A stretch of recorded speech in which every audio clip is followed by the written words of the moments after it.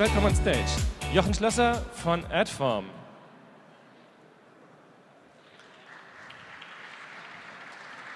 Dino Bongartz from the edX. Uli Hegge, der das letztes Jahr moderiert hat und heute für AppNexus antritt.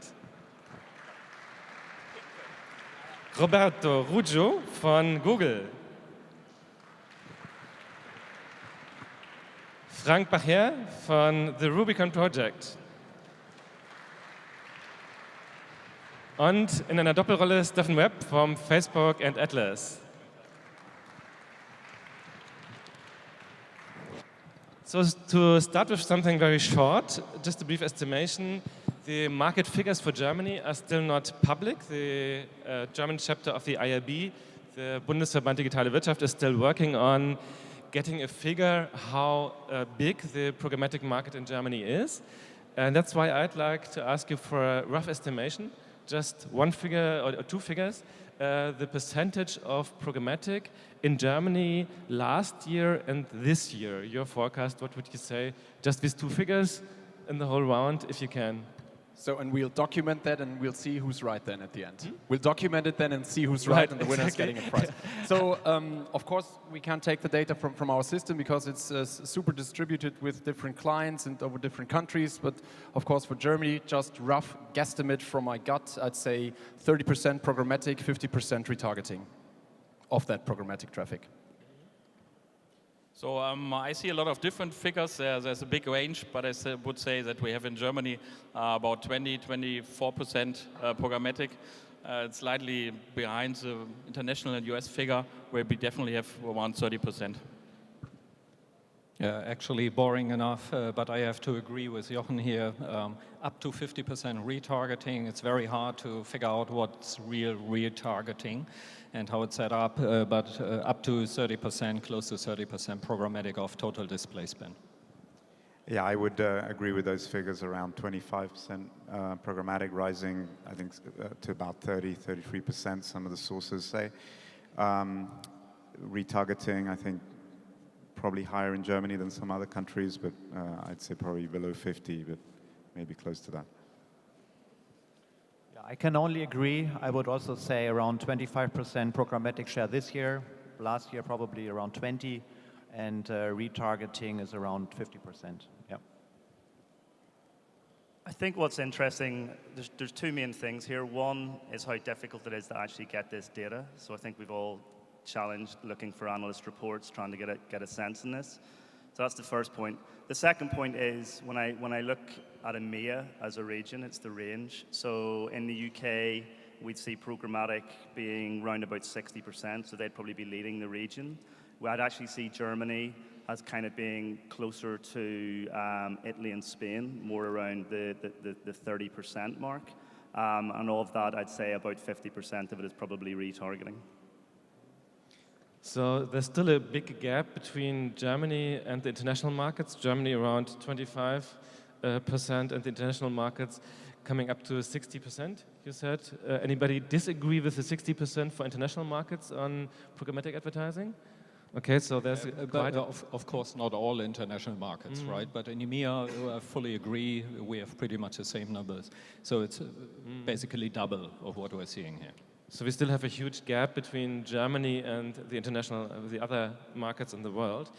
One more thing about figures, because we tried to have a look at the employees, the head count in our business, how many people they are working, and what would you estimate about, let's say, next year, 2017, will there be less people or more people working in the programmatic business? Because, as we have seen, the number hasn't risen last year that much, and so we're looking what will be next in terms of employment.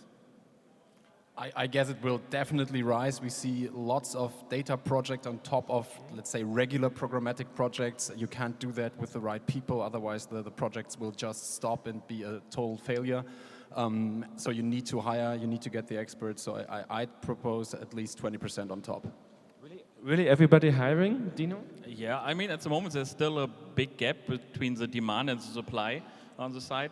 A lot of companies, a lot of advertisers trying to get technologies in-house, DSP, DMPs, and other stuff, and there are not enough talent at the moment in the market, not enough educated people. So I think that's one reason why we don't see so many headcounts. Yeah, actually, it's quite interesting. If you believe in the growing sector, programmatic, taking more and more of that business, and I've heard some people speculating about less people being in programmatic, I would take that as, wow, fantastic success story, being so automated and so efficient. No, I don't believe that at all, I have to say. It's hard to say what's in-house and what isn't, but at the end of the day, at least we hire aggressively, so say hi if you want to join, sorry. But it's actually quite obvious that all the parts of the business that touch programmatic, the data people and so on, really hard to get in high demand. It's quite obvious. So to keep it brief, everybody agrees with still strong growth in Yeah, I mean, I would just, I definitely agree with it. I would also add the point that as we start looking at a lot of direct sold campaigns, eventually moving to programmatic direct, which is starting. I mean, it's a shift that's small still, but definitely moving in that direction. There's a lot of interest. Yeah, I'd like to distinguish between programmatic as a channel in terms of programmatic display and then also programmatic as a discipline. And I genuinely believe that as a discipline, we're going to start to see the same migration of programmatic skills out of a silo into the broader business, just as we saw with digital, with search, with social. So I think it's a sign of maturity for the sector that we're going to start to see the tactics, the disciplines, the focus on data start to move away from a programmatic silo and start to permeate more broadly through the marketing teams. I don't think next year is the tipping point, but I think certainly over the course of the next 2 or 3 years, you'll start to see programmatic tactics and disciplines and skills much more broadly spread throughout marketing organizations. All right, so far to the general outlook for the business. Let's come to the issues for the publishers. First about the publishers, later on we'll talk about the advertisers' perspective also. Publishers are still or less satisfied than ever with the average price they are selling their ad space at through programmatic ways. So what are the possible solutions? On the one hand, there's header bidding. On the other hand, there are meta SSPs. Everybody in the audience knows who in the audience knows what header bidding is. All right, only a few hands, so maybe we'll explain it in one sentence. Publishers hope to monetize better through header bidding. They give their inventory to an auction of all SSPs and not only one, so they have not to decide beforehand which inventory to sell to which SSP connected. And so I'd like to know your opinion about it. Do you think it is an advantage that really works, or what are the disadvantages of header bidding? I think it will definitely work because it just breaks open the classic waterfall of publisher, of a PPAS system basically, and gives you further bids on your inventory, so you will be able to have higher yield. On the other side, it's not SSP technology, it's integrated into the client side, so it's partially done in the browser and then handed over to the ad server. So it might have some latencies, but it can be set up, controlled entirely by the publisher. You will get definitely higher yield if you do that, and I think it's a big opportunity to really open up the system without going entirely programmatic and going step by step back to the server side to full SSP solutions. But for the next 2 or 3 years, I think header bidding is super interesting for publishers to open up to further SSPs.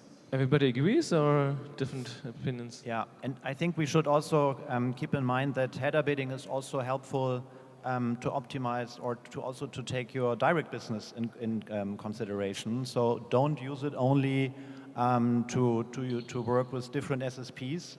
Also make sure that you do your direct business through header bidding. And any disadvantages of header bidding, Roberto?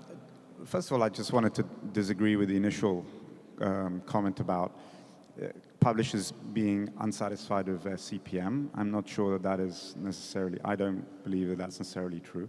I think publishers continue to seek ways to maximize their yield, which is the right thing to do.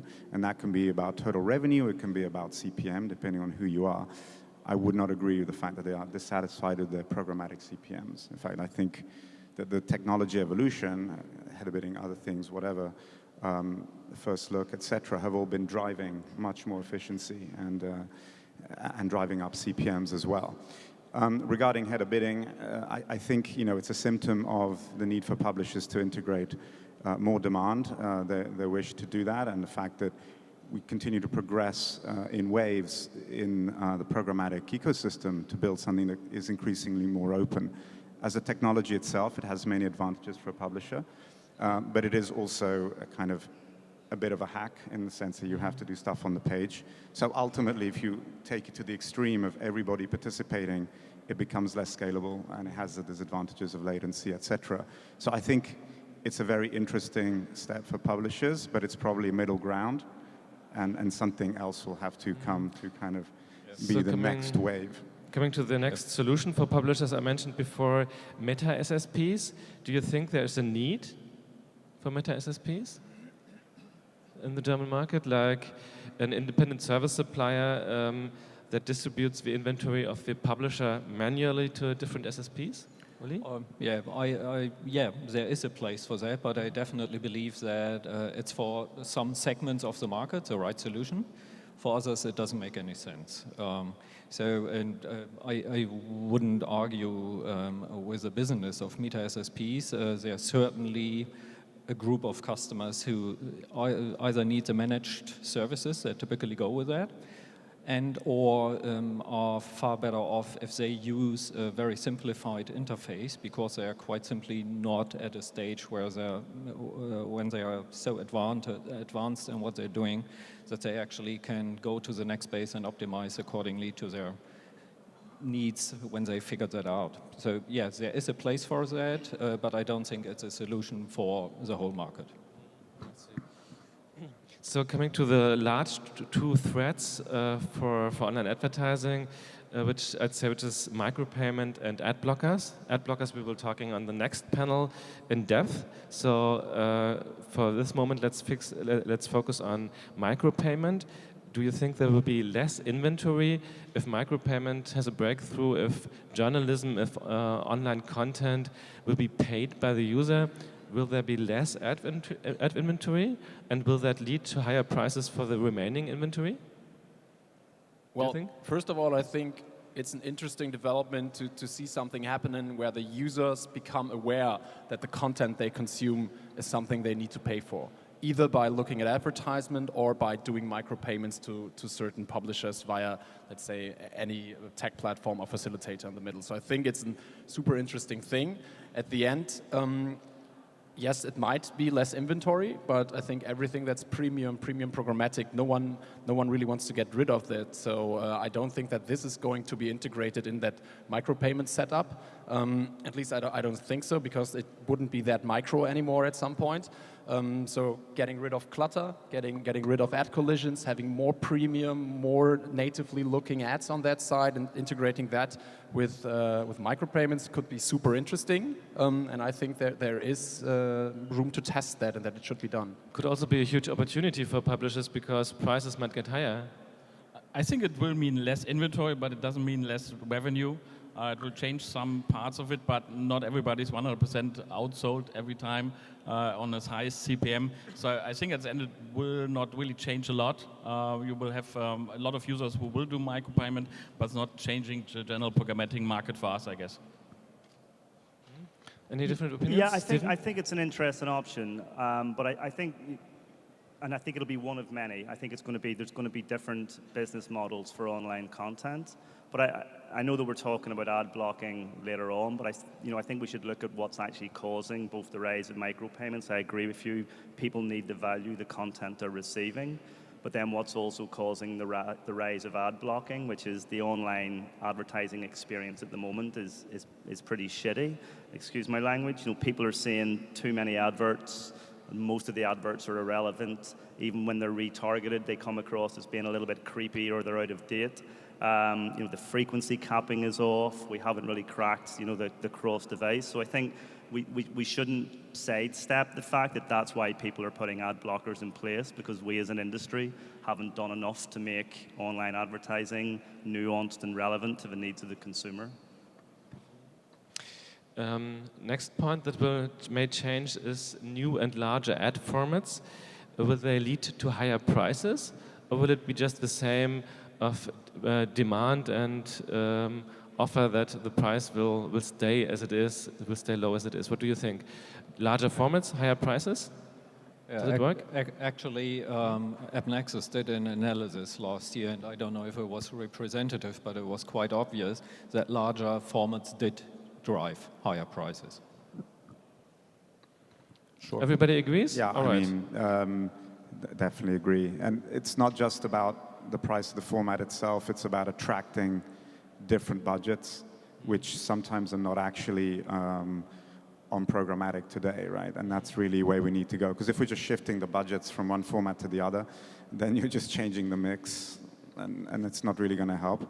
It's about attracting more money that is today being done in a less efficient way, or even money from TV campaigns. Ultimately, if we're talking about video formats, etc., as well, and that's really where the growth is going to be.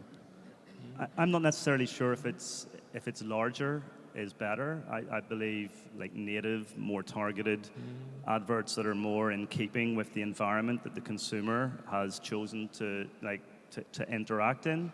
I think that they're probably going to mean more. I don't think longer TV ads, for example, would necessarily lead to more budgets going into TV. I think it really does come down to relevance, targeting, etc. Many of the points that have been raised. I see. And then there's a huge trend or a huge difference between Germany and the international markets about private marketplaces. Germany is a large market for private marketplaces. Many publishers now started into programmatic with private marketplaces. Do you think the private marketplace is a solution for every publisher to get a higher price? Or for which kind of publisher does it work? And for which kind of publisher does it not work, which should be going into open inventories? Frank? I think especially in Germany, there is always this feeling of I wanna be responsible. I wanna own the inventory, and especially private marketplace deals gives publisher the option to be responsible for the inventory. So I think that's the reason why, especially in Germany, but let's say the German-speaking countries, private marketplaces are really coming up or picking up. And we don't see this so much in other countries. So that's the reason why I think, especially in Germany, that's one of the key reasons why German publishers start with private marketplace deals. And we haven't seen this so much in other countries. I would say along those lines, the way we see programmatic marketplaces, private marketplaces, some publishers use them as a stepping stone to get into programmatic. It's a safer way to get in, particularly more conservative publishers, and I think that talks to your point, particularly in Germany, where direct sales have been very strong and programmatic has been seen with more diffidence. In other markets like the UK, it could be the other way, in fact, that some publishers started just with the open auction, that's working very well, and then they start using private marketplaces just for certain parts of their inventory or particular relationships that they have. So depending on the publisher, you can approach it both ways, and I don't think there's any single recipe or formula for any particular publisher. Yeah, and picking up on the differentiation of the publishers, I believe it's of utmost importance how far you are actually advanced in the market. How are your relationships with your customers? And can you leverage that and make it more efficient and get maybe better deals? Or are you just pretty fresh or not that visible and don't have your own sales force? That makes a huge difference, right? For the latter, it doesn't make any sense to try to set up a private marketplace because nobody's going to see it and buy on that. I see. So private marketplace doesn't necessarily mean that you have higher CPM. It's more about the control that you have, what you're doing. Well, so far we were pretty happy in harmony on this group on stage. Everybody with the same opinion, everybody agrees so far. Now let's come to a subject where we will have different opinions, I guess, because there are two parties on the stage, like on the one hand, the walled gardens of advertising, like I'd call it, and on the other hand, the independent players. Maybe to explain, Google, Facebook, and Amazon also do not sell data. They are very proud on not selling data, referring to their users. Instead, they buy ad impressions, add their data on top, and sell it at a higher price then. And if an advertiser wants to run a campaign with the data of this Google, Amazon, Facebook gang, all other programmatic market players, like here AdFrom, the AdX, AppNexus, and Rubicon, are out of business, cannot participate in that business. Do you think the market is moving towards these walled gardens? What would you say? Maybe beginning with you, Jochen? Well, I think it's pretty obvious that people that have the opportunity to leverage their inventory, their data into a package can do that, put a different price point on it, and it's obvious that we're seeing a move into that direction right now, but I think it's coming in waves. So people try it, they test it, they see that it's successful, but at the end, if you're in a walled garden, also your data, your inventory, all what you do is in that walled garden. It's a silo again, and I don't think that this is the one and only strategy that is going to be there and it's going to be successful, because who's the independent party measuring what it's being done? Who controls the data at the end? Do you really want to give everything you have into one silo? Something yes, something not. So I think there's always going to be a middle ground. There's always going to be a combination, because we have private marketplaces, we have walled gardens, we have people adding data, and there will be lots of development in that direction. Also people thrown together, not just inventory, but data, tech providers facilitating all that. And it's going to be super interesting, but I don't think that there's going to be, let's say, less diversity in the internet on the long run. Maybe on the short run, yes, but there's going to be a movement into the other direction as well. I'm pretty sure about that. I think it's not healthy for the market if you have only one or two global players. It's also not healthy for the global economy and for the local economy. But luckily, if you can also describe it as a network effect. So every network is always growing. So if you look like Facebook, everybody wants to be on Facebook because everybody else is there. That's a network effect. And as you already said, it comes in waves. So very often you have networks that exist and will get smaller at some point because there will be other networks that will grow and rise. That's something that will happen to the market very often.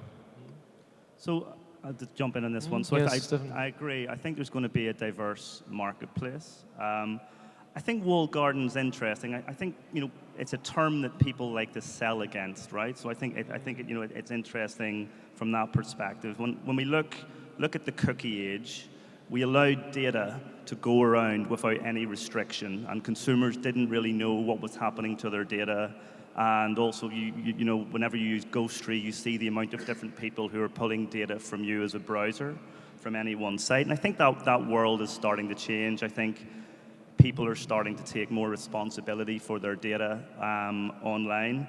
And so whenever I think of, I represent Atlas. Whenever when I hear walled garden, I think, well, if that's about people's privacy, then yes, we are always going to put a wall around that. People entrust Facebook with personal information, and we have to put restrictions on that because the alternative is an environment in which they won't trust. I think where we then try and enable the ecosystem is by then being very partner-centric. So we work with like Nielsen, we work with Newstar, we work with other data providers, Data Logic.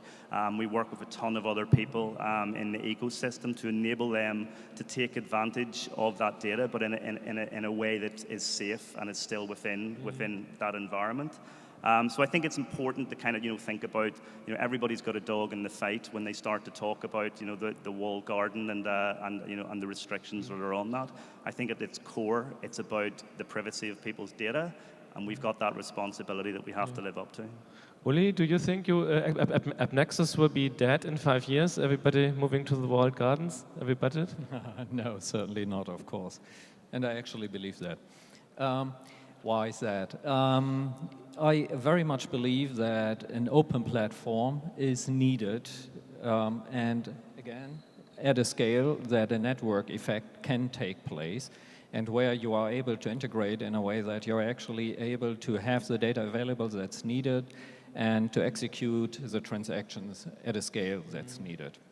There's no doubt that the models of Google and Facebook are working, but on the other hand, the walled garden or silo, or however you dub it, that term just comes up because it's easy to get data into your system, but it's very, very hard to get out. Again, the privacy stuff, well, you certainly collect data on third-party websites without the explicit consent, right? On the other hand, it's anonymous, most of the times at least, so how do you actually differentiate? No, I get it. So Atlas as an ad server enables the same data to be taken out of Atlas as any other ad server in the marketplace, right? So, I mean, it's important to state that. I think it's also important as well. I spend the majority of my time speaking to clients, not people in ad tech, and this doesn't come up. This is not a topic for advertisers. This is a topic for the ad tech industry, primarily. And I don't get people from Nestle, Unilever talking to us about this as being an issue. And like I say, there are scenarios where people are able to take data out, but it's within a very privacy secure environment, and then also bringing data in to enable modeling, etc. Yeah, I mean, I would agree with a lot of Simon's points. I think it's a bit reductive to just point to a couple of companies that have systems where they have users and they have data that they use in respect to that privacy and therefore do not sell that data. There are many, many types of data that you can use to target. There are many other companies that have their own data, like eBay, for example, that has fantastic data that it can use to target on its own inventory. And there are many other companies that have other kinds of data and third-party data. So to kind of boil it down to, you can only buy on two, to Simon's point, it's something that in the ad tech you talk about, and the advertisers are not actually looking at it that way. They can see many different ways of reaching cookies or customers, and they can see different advantages of using different types of data, social-based, search-based, transaction-based, inferred or whatever, and they'll choose whatever they want to reach their target, right? And so I think it's a bit reductive to just kind of point to two. We did not yet mention, we did not yet talk about cross-device tracking, because there's a huge advantage of the walled gardens. Facebook has to log in the app and in the browser and can track the user via every device. Google also, and all the other players are fighting hard to keep up with that.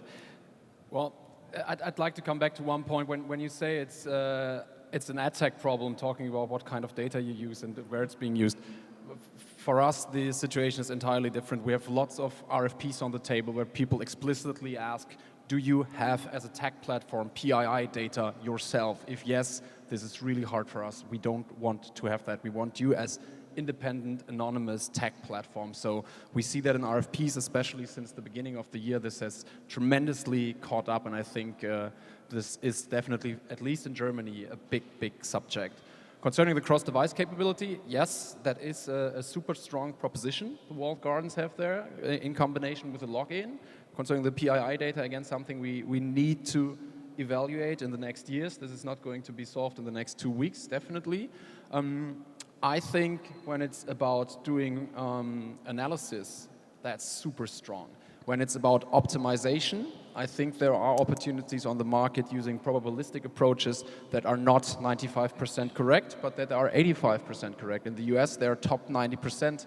The reach is pretty good. It's over 80% reach, and it's not our technology, so it's, for instance, Tappet technology. It's KPMG certified, and they're really good. So I think there are also opportunities there.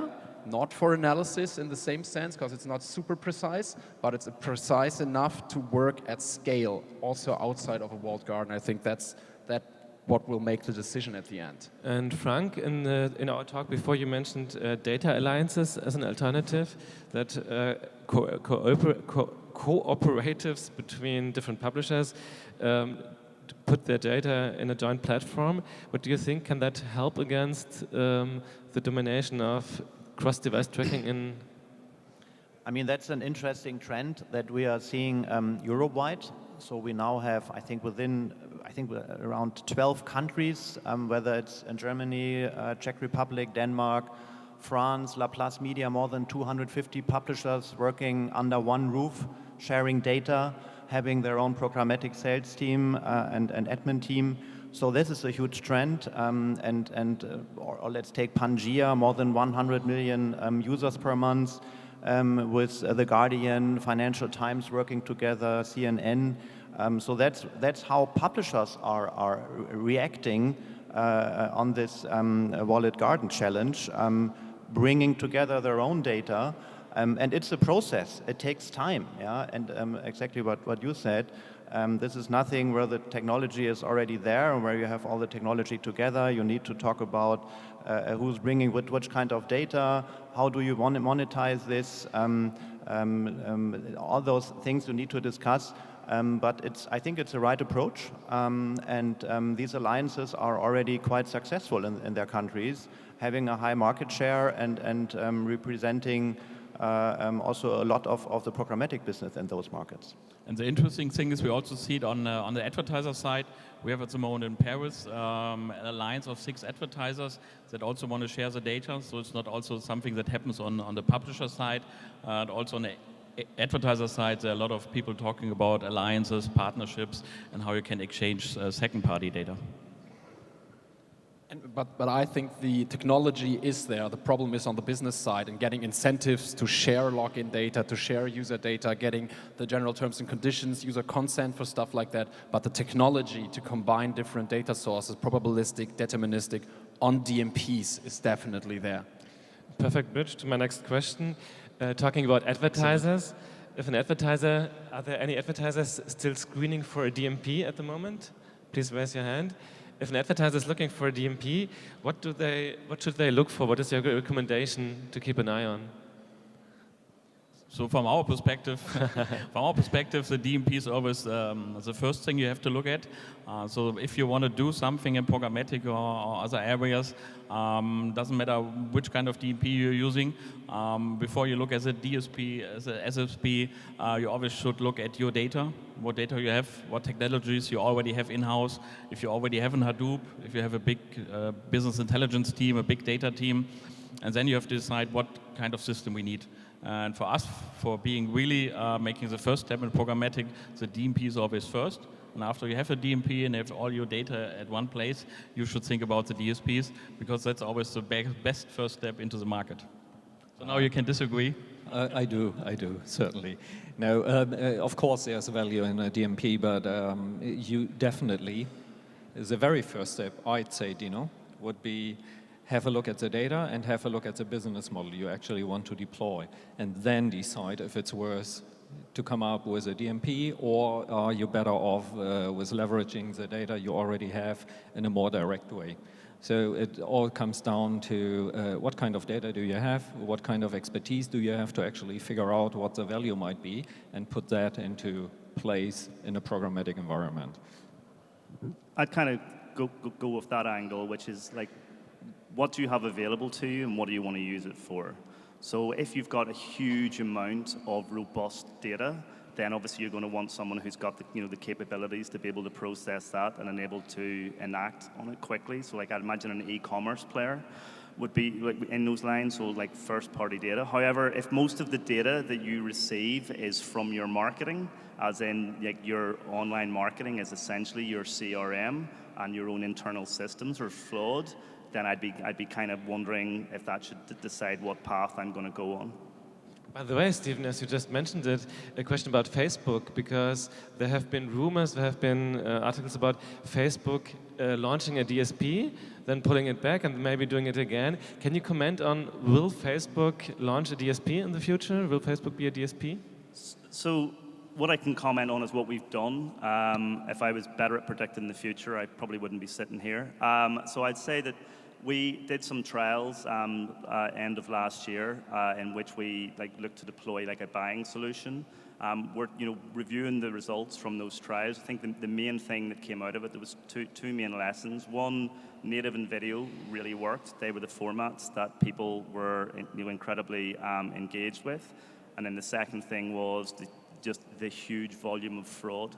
So we were able to take a people-based layer and then actually buy against that, and we were able to read back the amount of ads that weren't seen by people, and that huge amount of fraud has just made us rethink what any solution is going to be. But I'd say the main lessons were native and video were the formats that really cut through. There's one thing I'd really like to add to the DMP part, and it's connected to the fact that you said, as an advertiser, what should you look at? So it's the business model, of course, and what you want to use your data for. So if you want to be a data provider in the ecosystem, you should look for rights and roles and stuff like that. How to distribute it in the ecosystem, who's connected, where can you sell, where can you get your reports from. So to really have a transparent approach about where your data is actually, and have a central pipelining where you can say, stop, go, I don't want that, I want this. But if you're an advertiser, you should also really look out for speed. You don't want to sell. You also want to have your retargeting based on your DMP segments. Use that for audience management. And if it takes 10 hours to distribute data to a DSP until it can get activated for retargeting in e-commerce, this is just too slow. For most things, it's just too slow. So you really need to look out that you get a DMP that is, let's say, advertising ready and not just publisher ready. And that's super important. Concerning fraud, yeah, I think it's an issue. We saw some numbers in the keynote also. It depends on the marketplace. It depends on the countries a lot. But I think there are pretty good things you can do in the back end to control it, because otherwise all the other guys here would be out of business already. I think, especially in Germany, it's not a super big problem. Okay, focusing on the last but maybe largest problem for the advertisers, quality issues, fraud also. Coming back to what publishers can do, about content verification, I'd like to ask you, and about blind inventory. Because as there is pre-bid content verification, I can know which content my ad is running on. Does it mean that blind inventory will be dead? Any idea on that? We briefly discussed that before. I believe there are a couple of definitions of blind networks, blind traffic. So you talk about fully and transparent traffic where you don't have any idea where it's actually coming from and to where you place your ads, right? So like the most... Let's take it this way first, yeah. Is there still a reason for blind inventory? Pardon me? Is there still a reason for blind inventory? Obviously, AppNexus had to deal with a few issues, and after that has been fully recognized, analyzed, and measures against that having been put in place. It's called the Inventory Quality Initiative. And I guess all of the others, we actually partner with Google, for example, to come up with the data that was needed for that kind of addressing this stuff. So all the others are pretty much addressing that as well. So if you have a look at where do you make money, where are your ads effective, it's quite obvious. Not on crap inventory, not in blind networks. So you definitely should have a look at, do I know where it's coming from? Do I have arbitrage traffic? You shouldn't do that. By now, it's easy to avoid. You will get better results and higher CPMs out from the publisher perspective, and the advertisers will see a better performance, right? So I believe the market that is actually driving programmatic and the advertising space in general doesn't have to rely on blind traffic at all. So everybody of you, any different opinion on blind inventory? No, I agree. I would just want to expand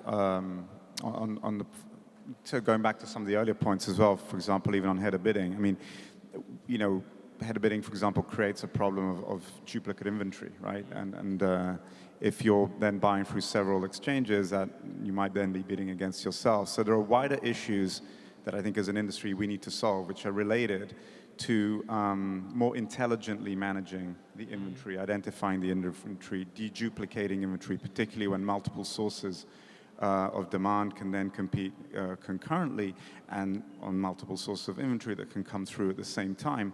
Today we don't have that intelligence. Things like header bidding kind of just put it together. So I think it all for me fits in the same bucket of being more intelligent in the middle and at the ends in terms of identifying the inventory better and all the way along the chain, both in terms of anti-fraud but also in terms of efficiency and having a more kind of intelligent system. It's a bit like the electricity grid. You know, we started with dumb electricity grids. Now we have smart electricity grids that at each stage of the way kind of know what's happening. If there's a leak somewhere of electricity, you know, if there's a problem, and they can kind of divert. And it's kind of that kind of concept that I think we need to be moving towards, and I think we are moving towards. I know that's where we need to go. it's so unbelievable difficult to talk about quality and inventory and SSP quality, but let's boil it down to one figure. How many % of inventory did you lose last year with your quality initiatives? Everybody from your 4 SSPs, please one figure, how many % did you lose of traffic because you raised the quality? Yeah. Since you're looking at me, I'm happy to answer first. Unfortunately, I have to explain the concept of arbitrage and SSP reselling. So it was double inventory, but you lost a lot. One figure? No, at the end of the day, we lost about 30, 35, 36% of the inventory, but that accounted for not even 3% of the revenue, right? No, just a quick one, because that's important, because it wasn't like fraudulent traffic on 36% of the inventory. It has been resold over and over again, and you had to stop that reselling. So that's a difficult point, I know. No, well, again, Roberto, that's important. just a figure? So I think Google, you know, from the beginning with AdSense and Ad Exchange, has always had systems in place to continuously discount fraudulent impressions. I can't disclose what percentage that is, but you know that we are always pretty much at the top of the lists of cleanliness of inventory. I mean, that's documented by external companies. We acquired Spider.io last year, who have also been sharing a lot of information around botnets and shutting down botnets with others. We've got only 3 minutes left, so Frank, just a figure? I don't have a concrete figure. I mean, for us, it's a continuing process we are working on to make sure that we have good quality on the buyer and also on the seller side. So I don't have a concrete number. Stephen? I actually have to say I don't get why you don't have precise numbers, just to steer things up a little here. I don't get it. You have you see what's coming in, what's coming out, you see how it's booked. You should have that number ready, right? Sorry. Are we talking about the same thing? Most and how probably. far are we steering our marketplace? I mean, this is what I mean. I mean, I'm losing a lot of traffic because I'm not accepting publishers or I'm not accepting agencies. Yeah, and this number, this is what I'm talking about. I agree. There's a lot of pre-filtering, and exactly, you know, it's pre-bid filtering. We shared. I mean, DBM shared with everybody else in the marketplace a set of filters for blacklist, botnets, and ad injectors. You know, is that? How do you count that? What percentage of traffic that you're not even seeing? I don't know. But the point is, I think we're all trying to work together to make this problem not be a problem. And Stephen, there was this figure coming from Atlas, we cut 75%? Yeah, well, that was based on the buying trial we did. So we used a variety of different sources. We were buying across them programmatically, and we saw rates where we were unable to attribute it back to back to a valid user, then rates as high as that on some of the placements.